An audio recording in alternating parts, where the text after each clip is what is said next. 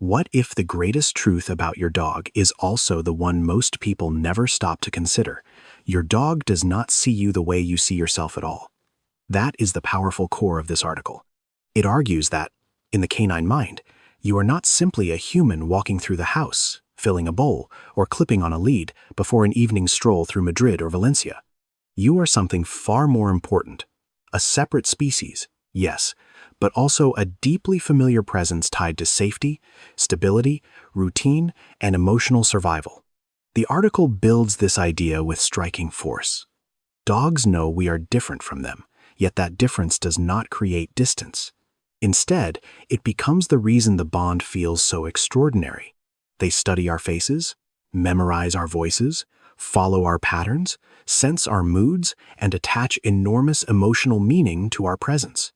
In their world, we are not defined by physical strength or by human titles. We are recognized through trust, predictability, and care. That is what makes this message so moving. Your dog does not love you because you are another dog. Your dog loves you because, to them, you are home in a form unlike anything else on earth. Have you ever had your dog plant itself firmly across your legs just as guests arrive, as if it has suddenly decided your lap is the most important place in the house?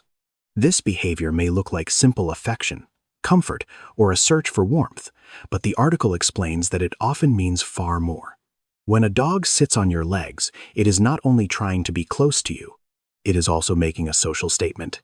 In the canine mind, physical contact from above can signal claim, attachment, and control over a valued space. By placing its body on you, your dog is quietly telling the room, "This person is with me." That is why the behavior often becomes stronger when unfamiliar people are nearby. Your dog is not just cuddling. It is monitoring your movements, staying connected to your scent, and making sure no rival for your attention slips too close. In a flat in Madrid or a family home in Valencia, the emotional meaning is the same. What seems like clinginess is often a layered mix of loyalty, jealousy, insecurity, and love. Your legs become the perfect place for your dog to feel informed, reassured, and socially secure. All at once. Have you ever reached out to wake your dog and been met with a sudden growl that felt completely out of character, only to see them wag their tail a few seconds later as if nothing happened? This part of the article explains that the reaction is usually not true aggression at all. When a dog is in deep sleep, its brain is operating in a state much closer to instinct than conscious thought. In that moment, a sudden touch does not arrive with your familiar face, voice, or scent clearly attached to it. It arrives first as unexpected pressure in the dark, and the ancient survival system beneath the surface may register that sensation as a possible threat. The growl is therefore often a reflex, not a deliberate act of hostility. Then, almost immediately, the dog fully wakes, recognizes you, and relaxes. That is why the behavior can look so contradictory. For dog owners in Spain, whether in a flat in Madrid or a quiet home in Valencia, the message is the same. Do not punish this response. Punishment can make a dog feel unsafe about sleeping near you at all. A much better approach is to wake your dog with your voice first, giving them a chance to orient themselves before you make contact. Have you ever been playing with your dog and noticed a sudden sneeze right in the middle of all the bouncing, growling, and mock wrestling? It can seem random at first, almost as if a bit of dust caught their nose, but this part of the article reveals something far more interesting. A sneeze during play is often a social signal. Your dog is not interrupting the moment by accident. They are actually clarifying it. In canine communication, rough play can easily look serious from the outside. There may be chasing, body slamming, open mouths, or playful growls, all of which could be mistaken for real tension. The sneeze helps reset the tone. It tells the other dog, or even you, this is still play. Nothing bad is happening. That is what makes the behavior so fascinating. It works almost like punctuation in a conversation, softening the energy and keeping the interaction safe and friendly. For dog owners in Spain, whether playing indoors in Madrid or in a park in Valencia, this small gesture is worth noticing. The more your dog sneezes during play, the more it may show that they are trying to communicate clearly and keep the game comfortable for everyone involved. Have you ever stood in the kitchen with your dog's bowl ready? only to realize they will not take a single bite until you stay nearby and watch? At first, it can feel like fussiness or a strange attempt to control the moment. But this part of the article explains something much deeper. For dogs, eating is not only about hunger, it is also about safety. In the wild, eating with the pack nearby meant protection. An animal eating alone was more exposed, more vulnerable, and more at risk. That ancient instinct has never fully disappeared, even for a dog living comfortably in a flat in Madrid or a home in Valencia. When your dog waits for you to stand nearby, or nudges the bowl closer to you, they may be asking for reassurance rather than attention. They want to know the perimeter is secure before lowering their head and committing to such a vulnerable act. That is why some dogs eat calmly only when their person is close enough to supervise the moment. It is not manipulation. It is trust mixed with instinct. In a way, your dog is saying, "Stay with me while I do this." Once you understand that, the behavior no longer feels strange. It feels like one more reminder that, in your dog's mind, safety and love are never very far apart. Have you ever watched your dog suddenly explode across the house like a furry rocket, racing from one room to another with wild eyes, sharp turns, and enough energy to make the whole place feel too small? It may look chaotic, ridiculous, or even slightly alarming, but this part of the article explains that these bursts of speed, often called zoomies, are usually completely normal. Dogs are built for movement. Even a well-loved dog living in a flat in Madrid or a family home in Valencia still carries the biology of an animal designed to run, release energy, and respond to physical excitement in full. When that energy builds up after long periods of rest, after a bath, or after a quiet day indoors, it can suddenly burst out in one intense sprinting episode. The result is what owners see as frantic random movement, but for the dog it is a natural reset. It is the body correcting its own tension, releasing pressure, and restoring balance. That is why zoomies often end as quickly as they begin, with the dog collapsing into total calm a few minutes later. What seems like madness is often just healthy energy finding a way out in the most canine way possible. Have you ever lifted your pillow or pulled back the duvet and found a dog treat hidden there as if your bed had quietly become a secret pantry? It may seem odd, even slightly irritating, but this part of the article explains that, from your dog's point of view, the logic is perfect. Your bed is not just a soft place to sleep. It is the most secure location in the home because it smells strongly of you, and to your dog, your scent means safety, territory, and protection. In a flat in Madrid or a family home in Valencia, that emotional meaning stays the same. When your dog hides food in your bed, they are not being naughty or disrespectful. They are making a rational decision about where to store something valuable. The folds of the blanket, the space under a pillow, or the corner near the headboard become a kind of vault, a private storage place inside the safest zone they know. That is why punishing the behavior usually makes little sense. The instinct behind it is ancient, rooted in hoarding and protection rather than mischief. Even when your dog forgets exactly where the treat was hidden, the intention remains the same. Keep something precious close to the scent of the person who feels most like home. Have you ever sat in silence after a hard day, only to find your dog suddenly whining, pressing against you, or placing a paw on your leg as if they already knew something inside you had broken? This part of the article explains that your dog is not reacting to tears in a simple or superficial way. Dogs may not understand sadness as humans describe it, but they are astonishingly skilled at detecting the signs of emotional pain. When you cry, your breathing changes, your heart rhythm shifts, and your body releases stress-related chemicals that alter your scent. Your dog notices all of it. In a flat in Madrid or a family home in Valencia, the emotional message is the same. Something is wrong with their person. That is why many dogs respond by whining softly, licking your hands, leaning into your body, or bringing a toy as if it were a gift of comfort. They are not being needy or confused. They are trying to answer distress with closeness. What makes this behavior so moving is that your dog is not waiting to be asked. It senses pain and moves toward it. In that moment, the whining is not noise. It is your dog's way of saying, "I know you are hurting, and I am staying right here with you." Have you ever opened a suitcase for a trip and suddenly found your dog lying right on top of it as if they were trying to stop time itself? At first, It can seem funny, stubborn, or even a little dramatic. But this part of the article reveals something far more emotional. Your dog does not understand holidays, flights, or business trips in the human sense. What it does understand is pattern.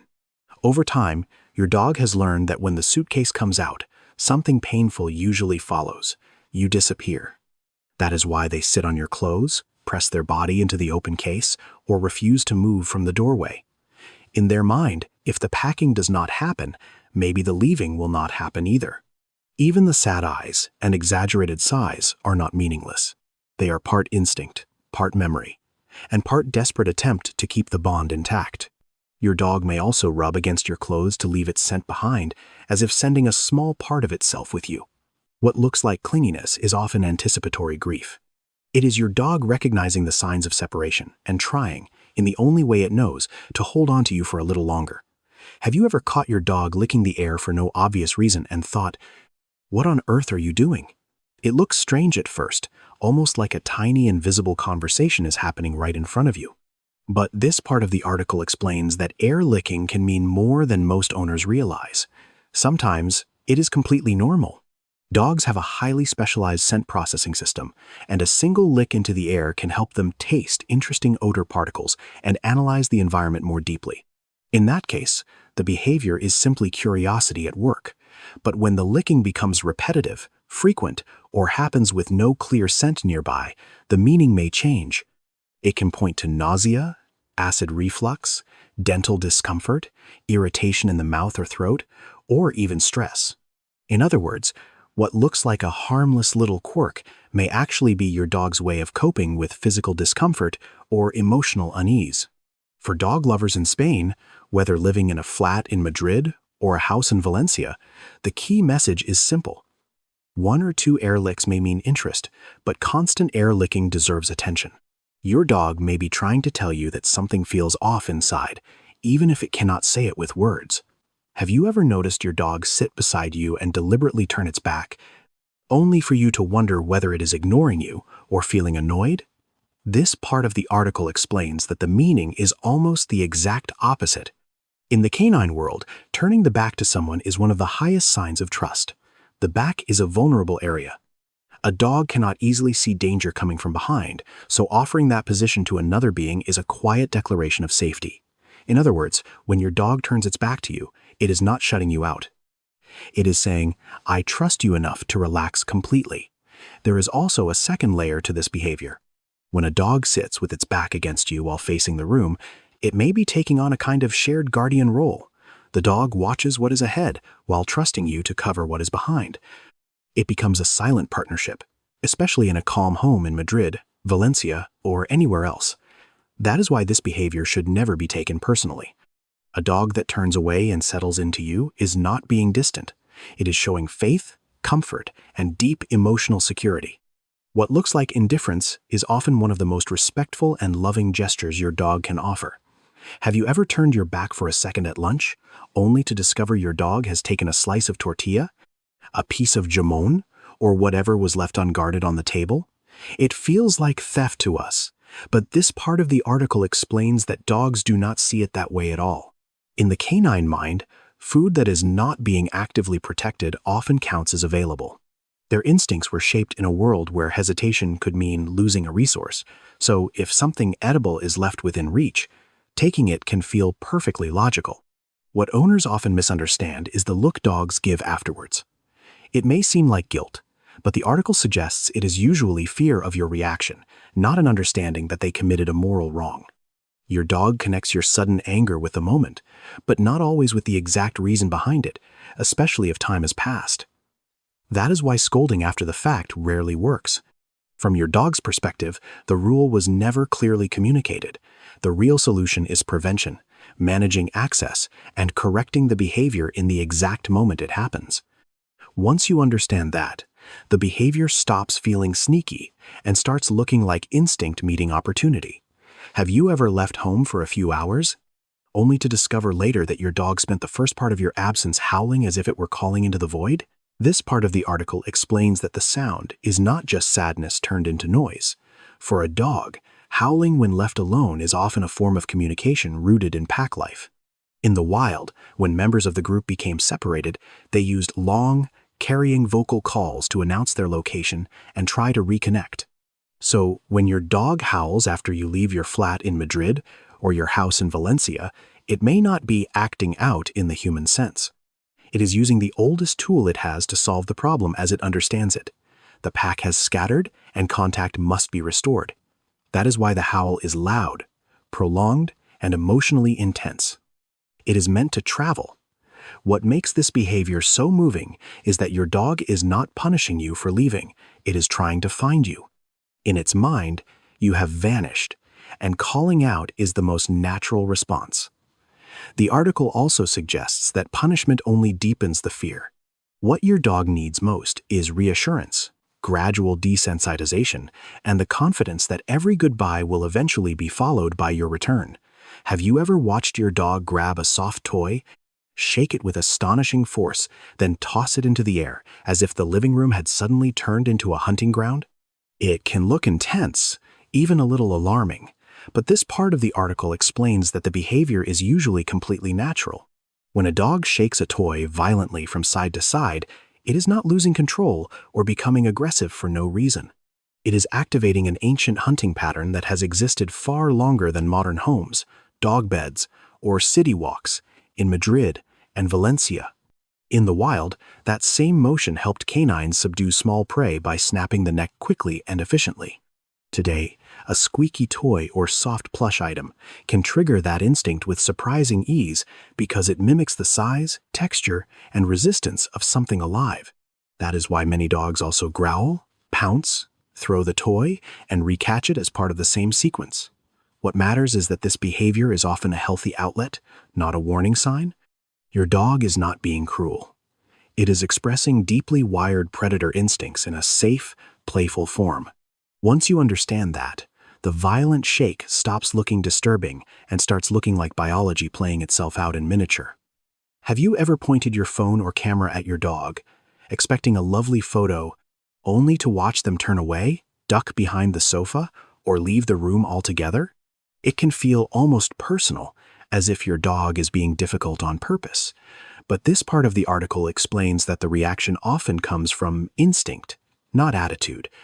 From a dog's point of view, a camera lens can look like a large, dark, unblinking eye fixed directly on them. In canine body language, a hard, steady stare is rarely neutral. It can signal challenge, pressure, or even danger. Add a sudden flash or an unfamiliar shutter sound, and the experience becomes even more unsettling.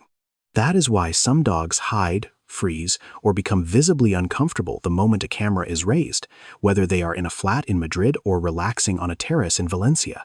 Your dog is not rejecting you. It is reacting to something that feels unnatural and threatening in its sensory world. The article's deeper message is that good photos should never come at the expense of trust. If you want your dog to feel comfortable, the process must be gradual, calm, and positive. In the end, your dog is not being dramatic. It is simply asking to feel safe before being seen.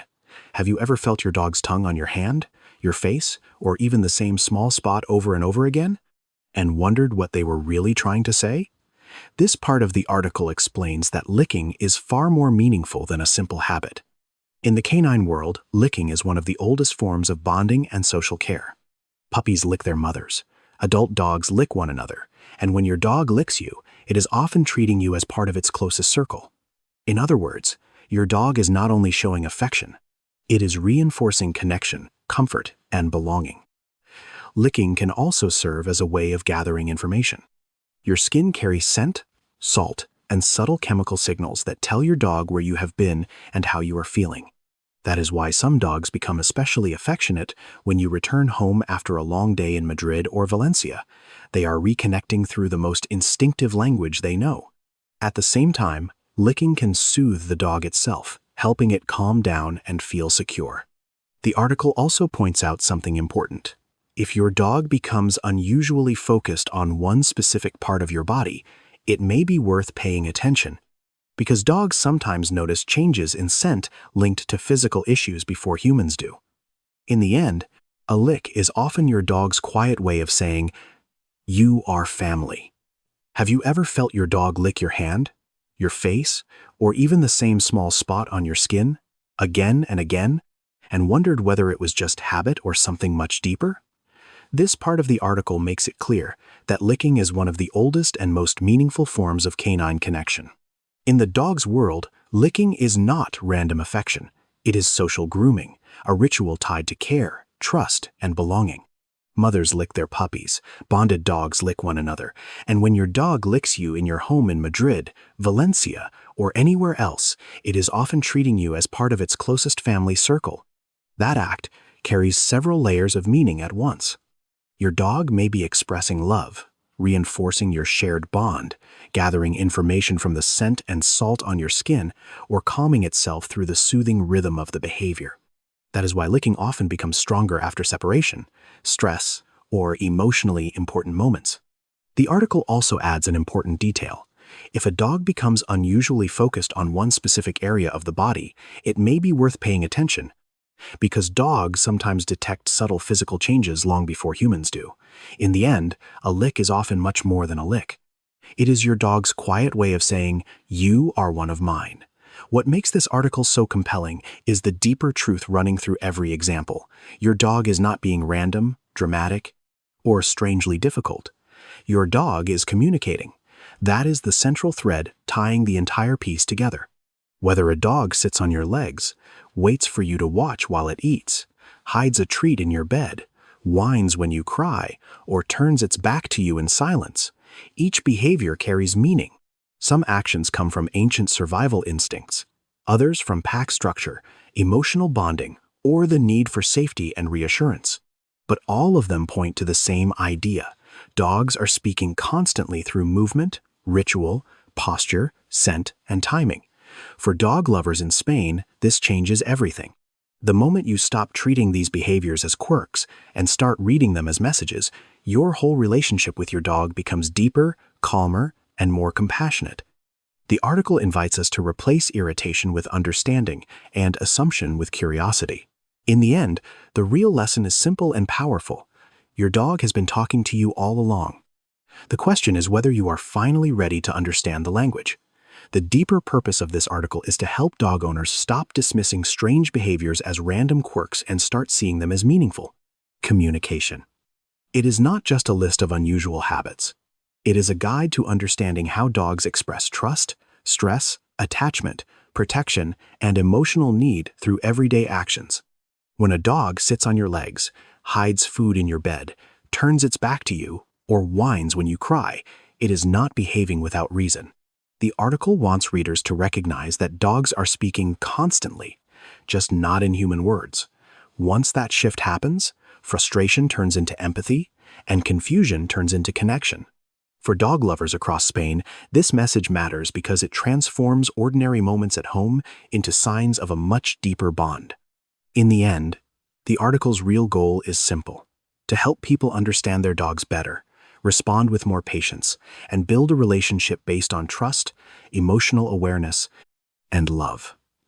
Sometimes, love does not arrive through perfect words. Sometimes it comes through quiet presence, small, repeated gestures, and the ones who stay close when we need them most. The more we learn to understand instead of judge, the more gently we live, not only with dogs, but with each other. If this touched your heart, tell me in the comments. What is one behavior your dog does that now feels more meaningful to you? And if you want more emotional, insightful content that helps you understand your dog on a deeper level, subscribe to the channel and join our community of dog lovers in Spain.